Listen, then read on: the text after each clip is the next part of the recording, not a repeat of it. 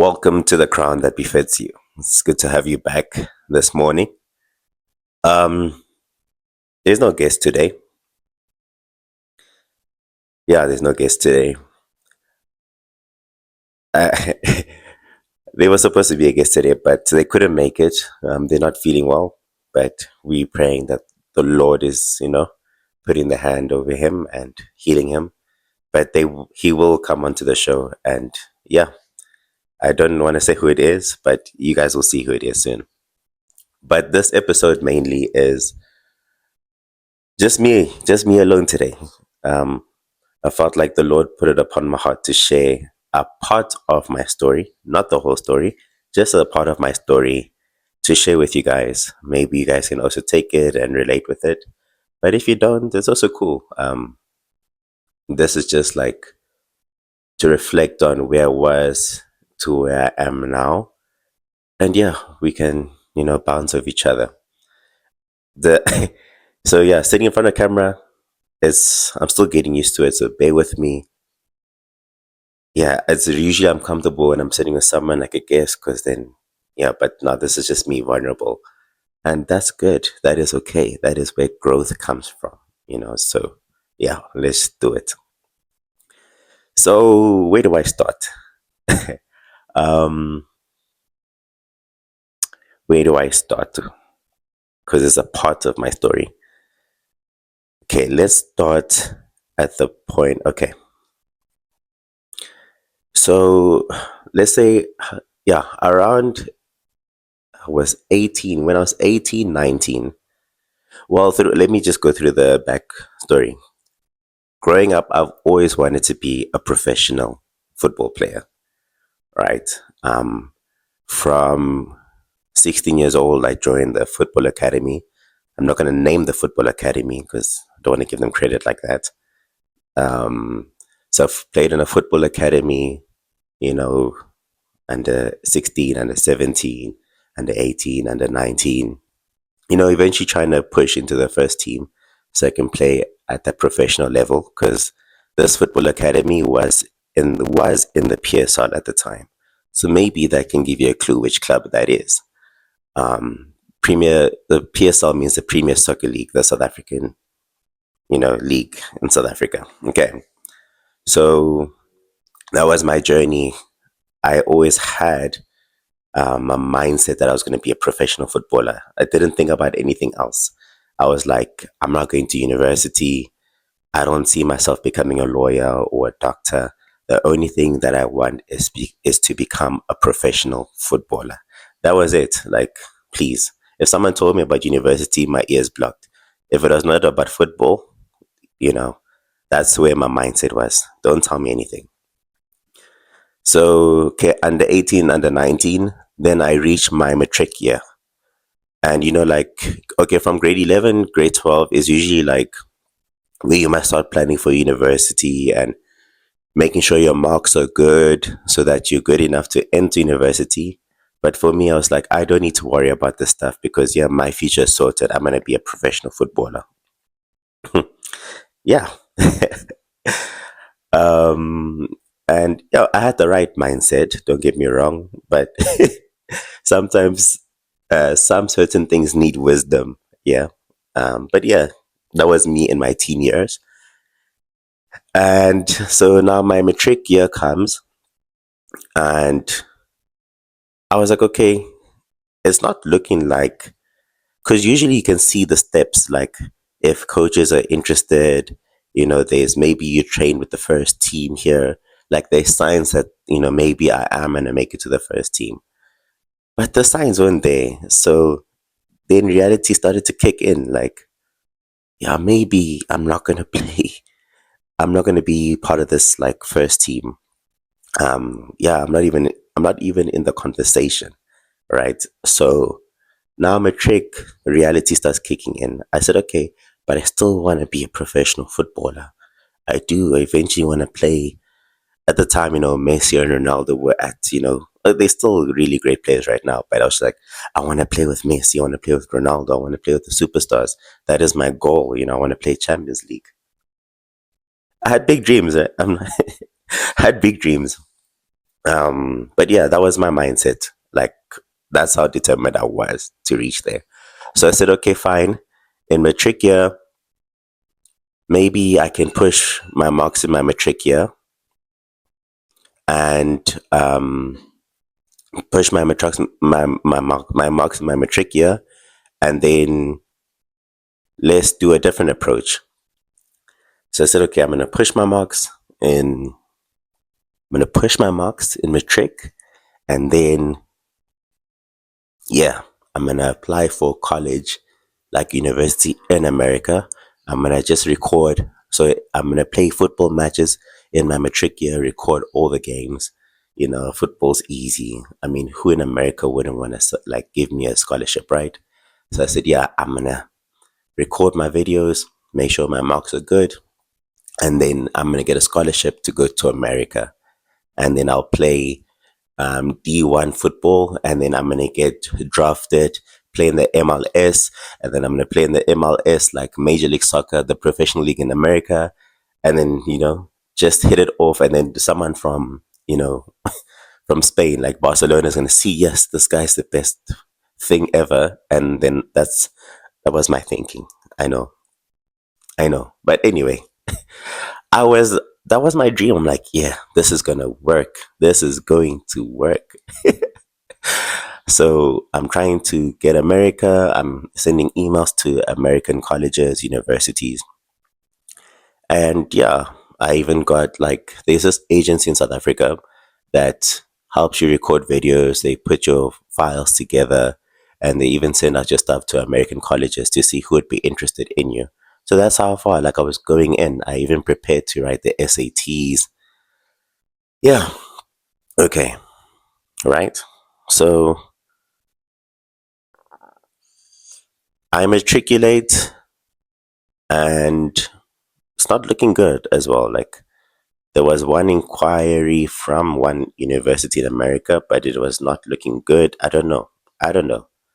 It looks like the dream of being a footballer is like, it's really, really diminishing. It's like I'm trying every time I try, like it really is it's showing me, hey, like, just let it go. It was saying let it go. And then after my matric year, I was saying, okay, I'm not gonna. Obviously, like, I had a sort of gap year after my matric year, because I was saying, in this year everyone's going to go to university, but in September I will be leaving South Africa, because that's when university starts in America. But even in that year, like, September came, and still I had no university, and realized, okay, yeah, this football dream is not working. So I basically had a gap year after my matric year. Anyway, that's where I want to start. That's not actually the part of my story, but that gives you context in the beginning. Anyway, the gap year comes. I'm not going to America now.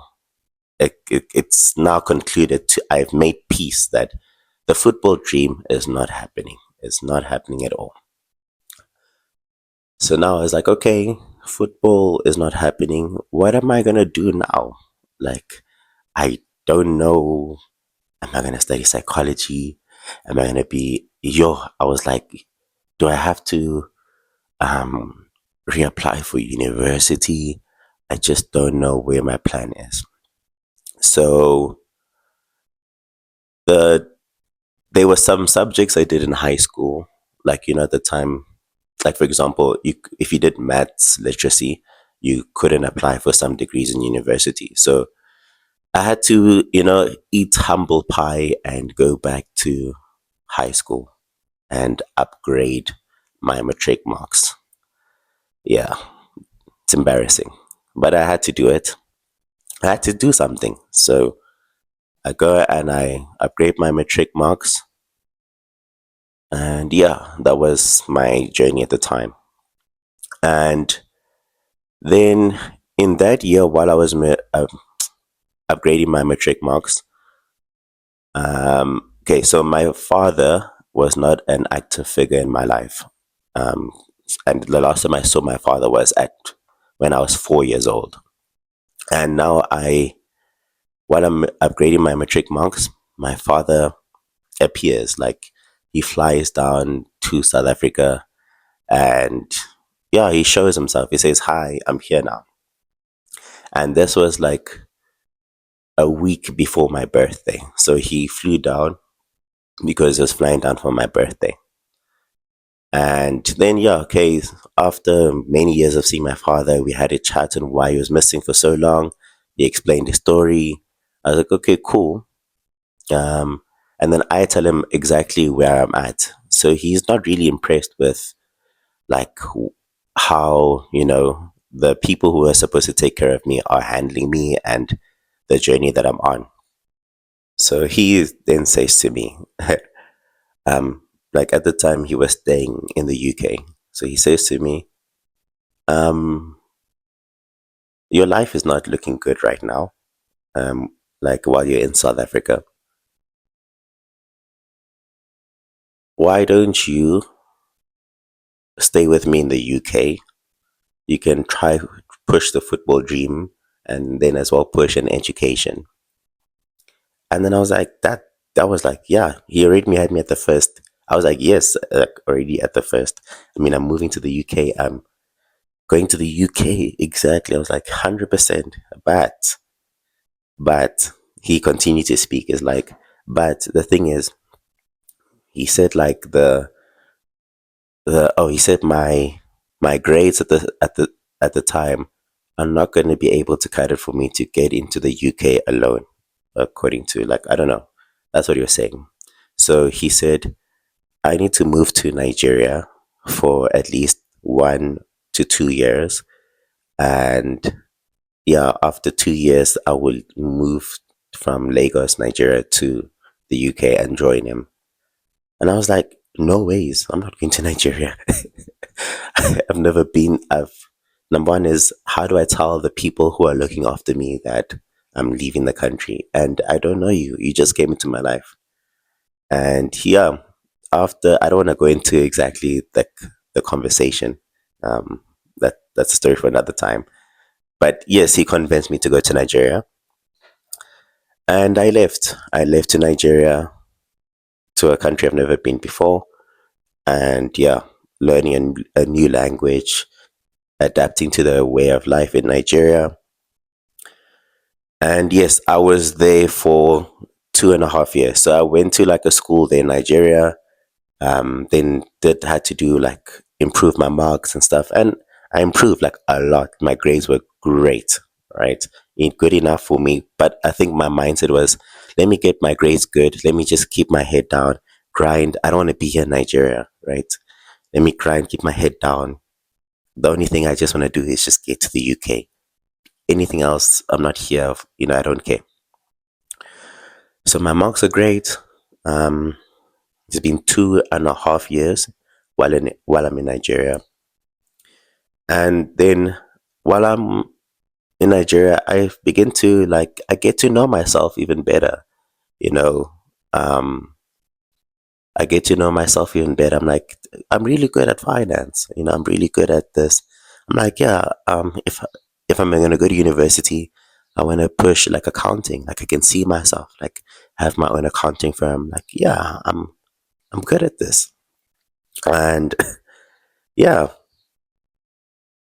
and then when I'm discussing it with my father, he has a different plan for me. He says, no, I'm moving to Canada, so you're not going to stay in the UK with me. You're going to move with me to Canada now. Um, Life is better now in Canada.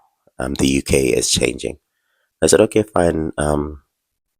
I'll try push football in Canada, or not really push football, but I was like, okay, I don't mind as long as I'm moving out. Like, I just want to be able to be in a place where I can be like, yeah, okay, I'm free. Like, I've just always wanted to breathe and get out of like the hardship, the struggle. I just wanted. That's all I wanted. And he said, no, accounting is not really the road you should take. Maybe you should become an electrician. And I'm like, no, no disrespect to plumbers, electricians. They do a great job and it pays well. Like doing a trade skill pays really well. However, it was not my journey. That's not that's not the purpose I feel like I've been put on, right? And I was like, no, that's not going to work. That's not what I dreamt of. We can't force that dream on me. And yeah, it was like my way or the highway, you know? Then I said, okay, if it's your way or the highway, like it was just, yeah, it's a long story. Like we were just back and forth. We couldn't see eye to eye. Eventually I said, okay, listen, dude. Listen, dad, sorry. I'm going to move back to South Africa. And yeah, I know you not going to support me financially or be there for me, but I'm going to go back to South Africa and I'm going to figure it out. Yes, I will struggle. But yeah, I'm going back. Yeah, not happy at all. He was not happy. He definitely made sure, and he definitely made sure that he wasn't going to support me financially. He said, I'm on my own. Yeah, because we couldn't come to an agreement on doing things his way. But he's a good man. Like, no disrespect to my dad. Haven't spoke to him in years, but hope he's doing good out there. Yeah. So I moved back to South Africa with no plan, with no money, yo, nothing, just faith, just faith. I even said to myself, I said, Lord, help me, Lord, help me. I was scared. I remember, like, on that plane, my heart was beating. I was like, when I arrive, do I just, who do I go to? Because I mean, the people who were looking after me at the time while I was in South Africa were definitely not happy that I left to Nigeria with my father. I mean, yeah. So I can't go back to them. So where do I go? Um, what is my first step? Do I apply for a job? Like I was on my own. Like it was scary, you know? So I land in South Africa, back in South Africa again. I had a suitcase. Yeah, and I was still like, I was wearing like my Nigerian attire, so just my suitcase, and then yeah. But before I left Nigeria, I let my one family member know that I'm coming back. Maybe they can consider me staying there while I figure this out. So I fly back. I go to that family member. She's my aunt. Yeah, I stay with my aunt, and my aunt says, "Listen, you need to find your feet. Like you can't stay here for long." But she gave me like that real chat. Like you can't stay here for long. Yeah, you need to get a job and then eventually get your own place because yeah, this is not gonna work. Like she was not warm. She was not helpful. She told me I'm on my own. Like she's not gonna give me money or basically like you come here, you make your own food, you shower, sleep, and then yeah, you can't be. You need to move. Of course I know that, but like show some love anyway. Um, yeah. So I come back to South Africa. My first day back, I immediately like. So when I graduated in Nigeria at the school, we had suits, so I wore my graduation suit, and I was walking all over Centurion. Like I had no cash, I had nothing. Like I was walking all over Centurion with like a piece of paper of my CV. Like I had a couple of pieces of papers, and I was just like, Lord, like this is where I just began to, you know, like speak to God. Out of the previous like, just like the story I've been saying about me being a football player, you know, I just made God an accessory.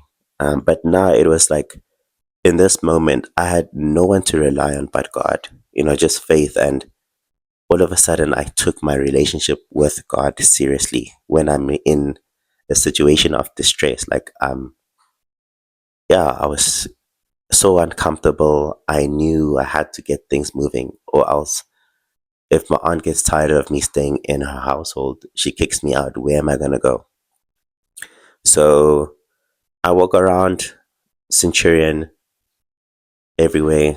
I dropped my CV at different places. I was like, guys, I really need a job. I really, really need a job. And everyone kept saying, we don't have jobs. We don't have jobs.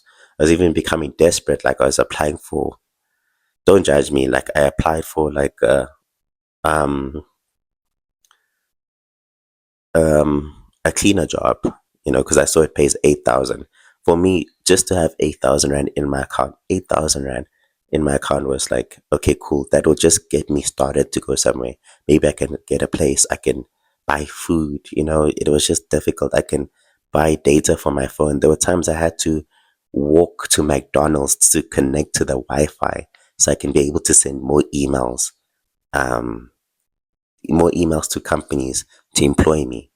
I didn't have money. Like it was tough. I had to walk to the mall to connect to the Wi-Fi there. My aunt didn't want to support me. So yeah, um, it was 2 months, 3 months of just hard graft. I did get one job, to be like, I wanted to be a waiter because I thought, okay, with the tips that I get, and the salary, it can maybe make up something. But then when I started, they put me in the back of the kitchen saying I need to like cook the chips and cut the onions. Hey, it was not for me. I was just like, nope, this is not me. This is not, definitely. I will go back into the street and struggle again because this is not me. So I left that restaurant, Rocco Mamas. Yeah. So I left that restaurant and yeah. Then 2, 3 months, I was like, okay, I'm done. I'm struggling. Maybe maybe my dad was right. I'll be an electrician, let go of this dream of maybe going to university and doing the finance thing. Or I was just like, you know what? I give up. Um, yeah, then it was a Sunday morning where I just woke up like I woke up and I was in bed and I looked up to the ceiling and then I said, yo, maybe I should go to church. I should go to church. And just sit there and cry. Just cry. Like the show, like just cry. Like I just thought that's the only place where I will find comfort. Like that's the only time I could feel like maybe that was the closest thing I knew I could get a hug or felt some sort of love because maybe I can feel the spirit of God and He will comfort me because it's tough. It's difficult. Yeah. So I go to church and then I was a bit late for the service, but when I entered, I sat at the back and the preacher was preaching about, prosperity, abundance, and everyone has a purpose. When you start a business, the Lord blesses you with money. And, just that conversation made me even more emotional because I had nothing. So after the church service, I met this guy. And this guy, like they asked, if you need prayer, come and get it. So I decided, okay, let me go and ask, for prayer. And the guy prays for me. He prays for me. Um, I just said, I just need, I'm asking the Lord for a breakthrough right now in where I'm at my life. And yeah, I would like you just lay your hand on me and just pray. And he says, okay, cool. Like, let's pray. He prays for me. And then I leave the church service and then I go back to, where I was staying with my aunt at the time. Yo, didn't know this. Yeah, I'm just reliving. Sorry. I'm sharing a lot. Like, yeah. Sorry, guys. Sorry. And then I go back to the place like where I'm staying at the time with my aunt. And then in that week, I get a call from this big company to say, "Hey, listen, I see your CV. Um, are you looking for a job?" You know, I was like, and it's a big company. They pay really well. Like the friends who work there were telling me, I understand you struggle, but if you get this job at this place, you're sorted. They pay really well. Like, yeah, I was like, they didn't get me in. Like, I was always going to them, I was dropping my CV to them the most. And then that company calls me. They're like, hey, I see you're looking for a job. You've been applying. Are you open to coming to an interview? I was like, yes, yes. Excuse me. So with prayer, with lots of prayer, I was like, Lord, please, um, yeah, let's make this work. And by God's grace, I get the job. It was amazing. It was amazing. I celebrated. It was like, I don't like the movie, but I've seen it before. I don't know if you know The Pursuit of Happiness, with Will Smith and Jaden Smith. So I had my Pursuit of Happiness moment where I was like crying and clapping to the sky and thanking the Lord. But yeah, anyway, I get the job, and yeah, I never look back. I never look back. I've just built my way up. I built my way up, and I was then able to then progress to moving out of my aunt's house. Moving out to my aunt's house, then building up, having my own car, then building up. And in that journey, in that journey, I was able to then also meet my best friend, who is now my wife, and yeah, and we have our own place. So this is not a story about how I went from poor and now I'm a millionaire with 6 businesses. I'm just sharing a story about how I had no money, and the only person I had was God, and God pulled through for me with daily prayer, walking with Him with faith. I mean, leaving Nigeria with no financial backing was just faith. I asked the Lord to be with me. My relationship with Him was not that deep, but I just had faith. I said, God won't let me drown. He won't let me suffer. That's like the voice that was like, there was this voice in my in my spirit, man. It was just like saying, take the jump. Yes, it's scary. Like, jump. Like, leave Nigeria. Like, it's gonna be okay. You know. But I was like, okay, yeah. If this is what the voice is telling me, no, it wasn't me. It was God. You're saying, trust me. And getting that job really, really helped me. And God pulled through for me. Yeah, I'm not where I want to be today. I'm still working on a lot of things, but I can say that 5, 6 years ago, I'm not in the same place I was, compared to where I am today. The Lord has been there through from start to finish, and I can say the same thing that for you guys, like, you are maybe struggling, you don't know where you're going, what your purpose is, or your parents didn't have money for you to go to university, or you didn't have a father in the household. Um, Guys, I can just say, just trust God, tell the Lord and say, listen, Lord, I'm surrendering it all to you, and partner up with God and, take action. Just sitting there and doing nothing about it isn't going to change. So I'm still working on myself, but I can definitely say that I can provide for myself financially.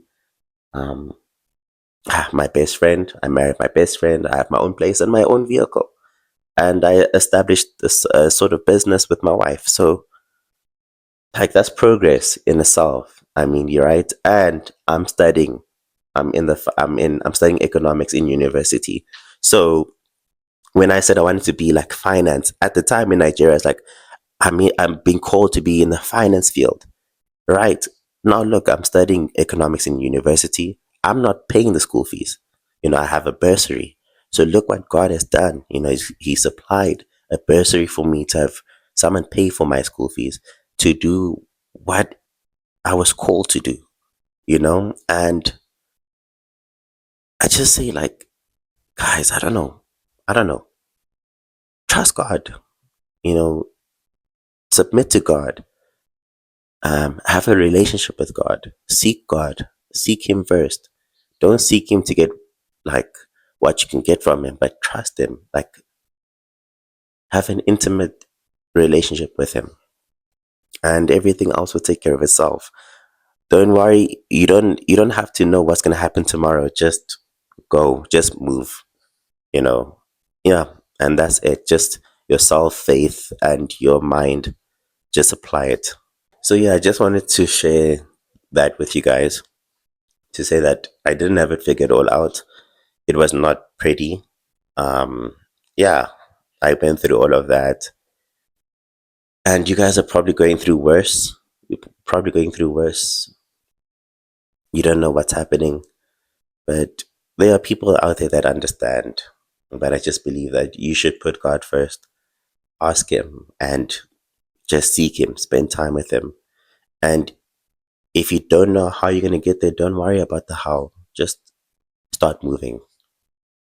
Because, yeah, hopefully tomorrow, if I'm still here, God willingly, I can still be able to share more about myself. But this is the reason why the Crown That Befits You even started, this podcast started, was to share people's struggles, share their purpose, share their blueprint.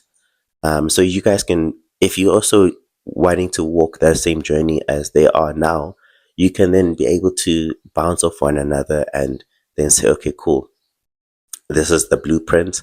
Let me take my own journey and, maybe see, and then take their journey, and you can work it out. It's just you and God. But just because you are where you are at now does not mean you're not going to be the next lawyer or the next doctor or, a great public speaker. Your purpose is solely meant for you to glorify the kingdom of God. It can save generations. It can get you out of poverty. Just trust God and move. But yeah, I hope that story was good. And yeah, I haven't spoken to my dad in years. I know it's difficult to grow up in a household without a father, but yeah, that's another journey I have to learn. Um, being a man, learning how to be a man and stuff like that. But we move. But yeah, hope you guys have a great day. Enjoy. Have a blessed day. And God loves you. We'll see you again next week, Sunday, with another episode.